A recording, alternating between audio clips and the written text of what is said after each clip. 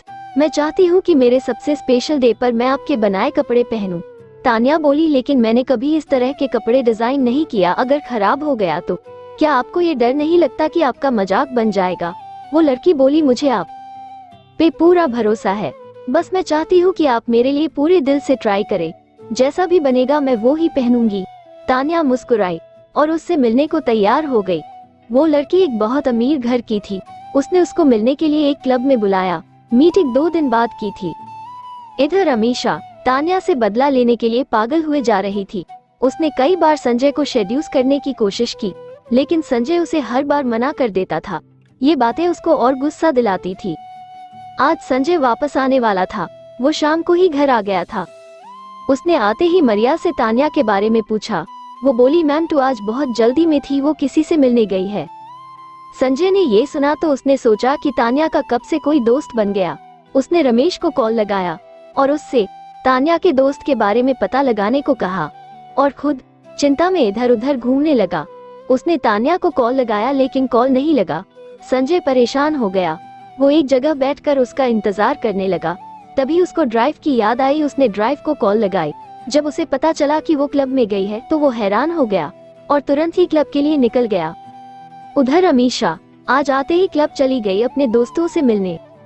उसने वहां पर तान्या को एक प्राइवेट रूम में जाते देखा। उसे अपने आंखों पे यकीन नहीं हुआ। वो गुस्से में उसकी तरफ बढ़ी लेकिन जल्दी ही रुक गई। उसके दिमाग में एक आइडिया आया और उसने एक वेटर को अपने पास बुलाया और उसके कान में कुछ कहा। उसके बाद उसने उसे कुछ पैसे दिए और अपने एक दोस्त को कॉल करके बुला लिया। वो अपने आप में बोली, तान्या तान्या, तुमने मुझे मेरी औकात दिखाई थी ना, अब मैं तुम्हें तुम्हारी औकात दिखाऊंगी। एक बेवफा बीबी के साथ उसका पति क्या करता है इसका तुमको अब पता चलेगा। और तुम्हारी तो किस्मत भी खराब है क्योंकि तुम्हारा पति संजय है। इसके बाद वो जोर जोर से हंसने लगी। उधर क्लब के प्राइवेट रूम में लड़की बोली, ही आई एम निशा। तान्या बोली, मैं तान्या। लड़की मायूस हो गई और बोली, क्या मिस ईशा नहीं आएंगी? तान्या हंसते हुए बोली कि मैं ही ईशा हूँ। वो लड़की हैरान हो गई कि ईशा इतनी खूबसूरत और यंग है। वो बहुत ज्यादा खुश हुई। उसने तान्या से बातें की। तान्या ने उसकी ये सच्चाई किसी से ना बताने का वादा किया। फिर तान्या ने कुछ डिजाइन निकाले चुनने के लिए। दोनों काम की बात कर रही थी। तभी वो वेटर आया। उसने जूस का ग्लास रखा और जानबूझकर थोड़ा सा जूस तान्या की ड्रेस पर गिरा दिया। ये देखकर वो लड़की गुस्सा हो गई और उस वेटर को डांटने लगी। तभी तान्या ने उसे रोककर ऐसा करने से मना किया और वॉशरूम की तरफ चली गई।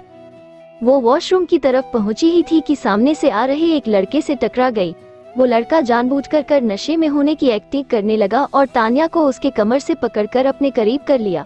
उसी वक्त दूर छुपी अमीशा ने उसकी पिक ली और संजय को एक अननोन नंबर से वो पिक भेज दी और बोली, तान्या, ये उस रात का बदला है। आज तुमको पता चलेगा कि संजय क्या है। वो मुस्कुराते हुए वहां से चली गई। संजय तब तक उस क्लब के गेट पर था। जब उसने पिक देखी तो वो बहुत ज्यादा गुस्सा हो गया। वो क्लब के अंदर पहुंचा। वो उस गुस्से में भी इतना स्मार्ट लग रहा था कि जो भी उसको देखता बस देखता रह जाता। उसने अपने ऑफिस के ही कपड़े पहन रखे थे। हाथों में सिल्वर कलर की रोलेक्स की वॉच थी। वो अपने लंबे लंबे कदमों से प्राइवेट रूम की तरफ बढ़ा, लेकिन उसे रास्ते में ही तान्या दिख गई। अभी भी वो आदमी उसके पास ही था। उसने तान्या को छोड़ दिया था और सॉरी बोल रहा था। उसने जब संजय को देखा तो जानबूझकर तान्या के बालों को सही करने के लिए हाथ बढ़ा दिया।